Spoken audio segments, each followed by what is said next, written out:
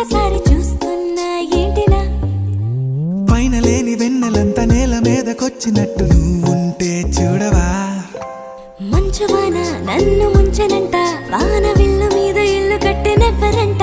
ఈ లోకమంతా నిన్ను చూసినంట ఏ దిష్టి నిన్ను తాకకుండా ఇంటిలోన దాచుకుంటా రంగు రంగు తారలన్నీ తొంగి తొంగి ఒక్కసారి చూస్తున్నా ఏంటిలా ఆ పైన లేని వెన్నెల